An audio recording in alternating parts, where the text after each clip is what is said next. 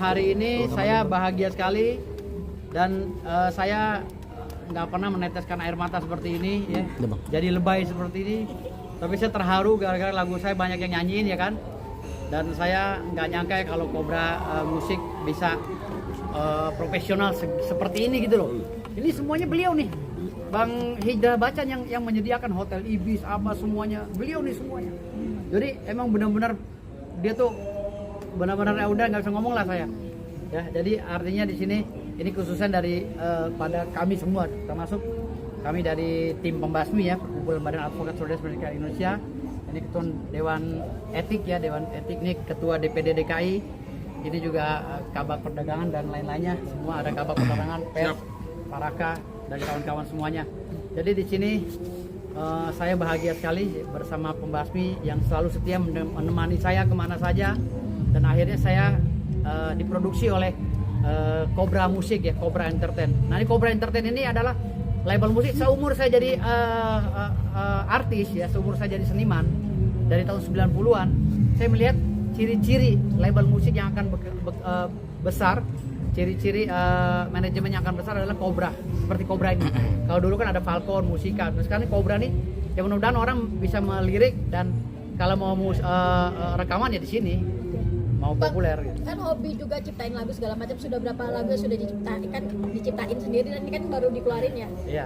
Sudah berapa lagu yang saya ciptain ada 45 ya, tapi yang udah diproduksi sekitar 10 ya. Alhamdulillah semuanya tenggelam. Baru rasa yang meledak. Kapal selam ya. Kapal selam.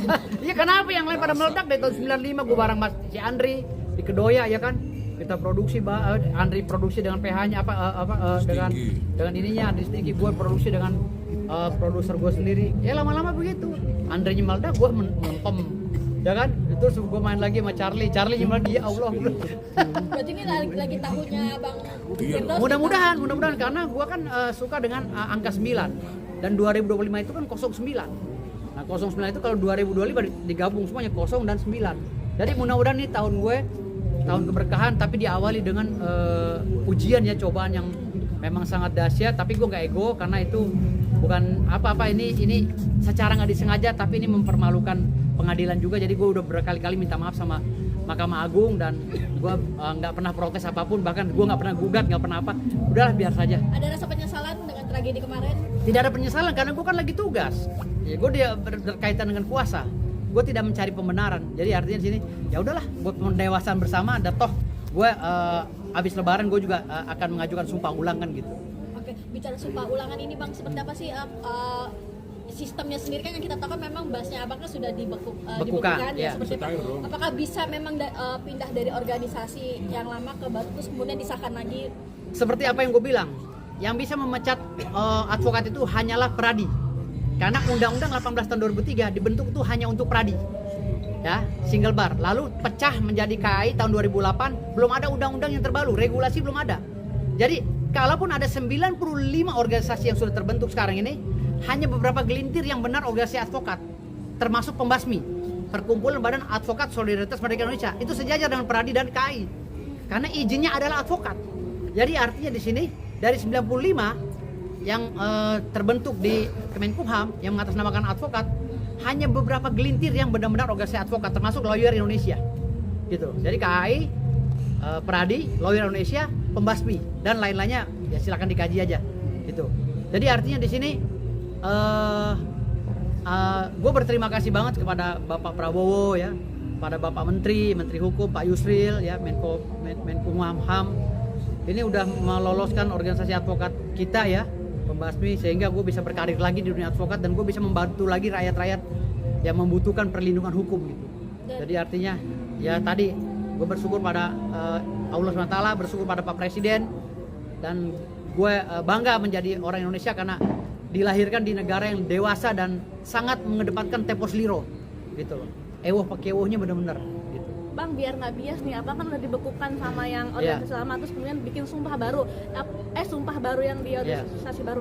Apakah itu artinya dengan sumpah baru itu bisa melakukan sidang lagi? Sidang dong. Okay. Sidang. Kemarin gue sudah nanya kepada orang Mahkamah Agung, orang gue di Mahkamah Agung, Bang, kalau untuk mempertahankan surat berita acara sumpah Abang, itu bukan kewenangan Mahkamah Agung karena itu permohonan dari KAI. Kongres Advokat Indonesia yang melantik gue. Jadi yang menyumpah gue kan Mahkamah Agung, Pengadilan Tinggi. Jadi melantik gue ada Kongres Advokat Indonesia. Walaupun gue tanpa sidang etik. Jadi gue diajukan untuk pembekuan, ya dibekukan oleh Mahkamah Agung. Mereka sistem atas pengajuan daripada organisasi advokat.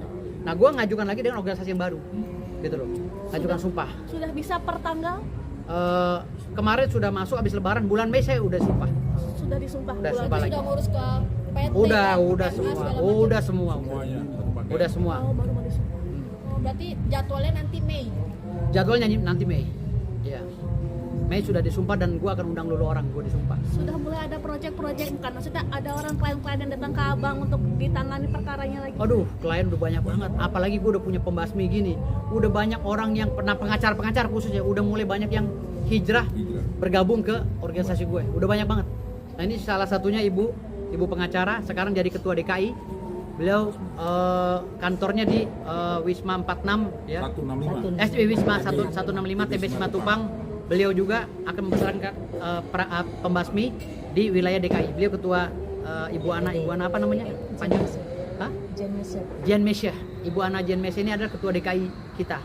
Ini juga ada ketua Tangsel kita, ada ketua Tangsel sana, ada ketua Kota Tangerang juga yang hadir, dan ada beberapa ketua Tasik dan lain udah mulai terbentuk gitu. Oke, Bang, bicara soal BAS ini kan yang di sebelah sana kan merasa sudah bisa membuat abang tidak bisa bersidang, dan namun pada akhirnya ini tadi abang bilang akan bisa bersidang. Yang sebelah sana siapa ini banyak? Sono. Gua udah minta maaf sama Bang Hotman, ya. Gua nggak egois. Jadi Bang Hotman itu adalah senior gue dan dia itu panutan gue. Selama ini gue ngefans sama dia. Jadi nggak ada sama sekali kaitannya dan kita nggak bisa menyalahkan Bang Hotman. Ini kekhilafan gue. Yang artinya gue nggak mau menyalahkan orang. Ini sudah terjadi, mari kita sikapi dengan dewasa. Bang Hotman juga gue udah baik kok. Tadi pagi juga gue udah mau mesen minyak wangi di live-nya dia ya kan. Ya karena gue fan sama dia gitu loh. Gue bisa maaf ya, gue bisa sesukses ini karena di dunia pengacara, karena gue beliau salah satunya senior yang jadi panutan gue, dan beliau memang tulang keras gitu loh. Nah itu yang gue ikutin. Nah hari ini gue lawan dia karena gue berdasarkan kuasa. Setelah kuasa gue diputus, gue nggak ada komentar lagi tentang Bang Hotman. Dia tetap adalah panutan gue, Bang Hotman, salah satu pengacara panutan gue. Bang, minta maafnya kapan? Udah kemarin. Responnya gimana Bang? Hah? Respon Bang Hotman ada gak? Tadi juga pada saat Bang Hotman live, ya kan, gue pesen minyak wanginya, dia bilang, dia ngoceh, lama-lama dia pergi. Oh. Jadi artinya candaan gue sama Bang Hotman ini juga gue bukan mengajukan diri untuk ini ya, bukan takut atau apa, tapi gue sebagai junior merasa diri bahwa gue memang udah keterlaluan sih gue selama gue megang kuasa di Bang Rasman, keterlaluan gue. Bahasa gue sama orang tua keterlaluan. Jadi gue nggak, apapun ambekan Bang Hotman sekarang udah nggak gue tanggepin. Berarti ini pembuktian juga ya Bang, artinya kan Bang Hotman sempat berdalih bahwa ya sudah, inilah memang kerjanya pengen BAS ini dicabut. Berarti ini pembuktian abang bisa bersidang lagi. Enggak, gini loh. BAS gue ini bukan dicabut oleh Bang Hotman. BAS gue itu dibekukan oleh pengadilan atas rekomendasi Kongres Advokat Indonesia. Dan gue adalah orang yang pernah ya dibantu oleh Kongres Advokat Indonesia. Makanya KAI nggak mungkin gue jelek-jelekin. Itu organisasi gue yang pernah menjadikan gue advokat. Jadi apapun mereka ngambeknya kayak apapun, Ibu Siti Jamilah Lubis mengambek sama gue, Bang Apollos apa segala misalnya, gue gak ada masalah. Karena beliau senior gue dan mereka punya jasa bagi hidup gue. Masa gue harus jelekin organisasi KAI? Sementara Kongres Advokat Indonesia adalah rumah gue. Sampai sekarang hati gue pun masih KAI. Tapi karena ya keadaan, mau nggak mau gue pisah dengan mereka. Walaupun hari ini gue tidak ada dendam dengan sama KAI. Gitu. Sama Bang Petrus juga gue ngoceh-ngoceh ijazah gue palsu apa sih lu Bang? Ngoceh ijazah gue palsu. Penjarain aja langsung kalau ijazah gue palsu kan gitu. Artinya istilahnya gini, biasalah dinamika dalam organisasi gitu. Jadi gue sama Bang Petrus juga gak ada masalah, apalagi sama Bunda Siti Jamilah Lubis gue gak ada masalah. Semuanya gak ada masalah. Bang, ada keinginan untuk ketemu langsung Bang Hotman gitu Bang, untuk minta maaf secara fair gitu. Gue kalau ketemu Bang Hotman gue nggak enak lah kalau ketemu, kalau dia diusir gimana? Kalau gue diusir Bang Hotman, gue pengen banget kan gue fansnya dia. Ya kan?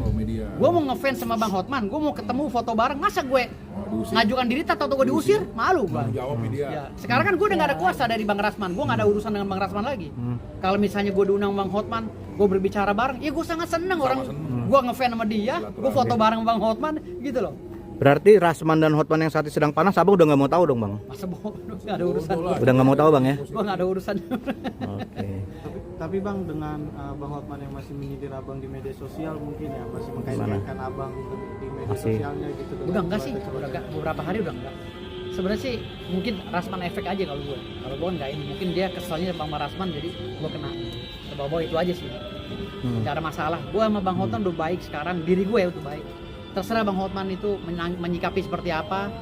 Ya mudah-mudahan Bang Hotman membuka diri lah di bulan puasa ini untuk memaafkan gue ya kan. Kita bersama-sama. Biasa gue kan junior. Dia bilang kan, pernah bilang kepada Pak Oce Kaligis, ya kan, dia ngefans sama Oce Kaligis dan lain-lainnya, bahwa pengacara yang susah adalah pengacara yang bisa melawan fansnya, melawan pengacara yang dikaguminya. Ya sekarang gue kagum sama Bang Hotman, gue lawan ya, jangan marah lah. Orang dia yang nyuruh kita junior-juniornya untuk seperti itu gitu loh. Nah sekarang gue nggak ada kuasa kan, gue nggak ngomongin itu lagi. Bang, ini artinya pendewasaan diri untuk ya udah kita damai aja sekarang sama Bang Hotman. Ya memang udah damai. Ya syukur-syukur kalau lo orang bisa jembatanin. Gue ketemu dengan Bang Hotman, gue salaman, gue pelukan Bang Hotman kan. Betul.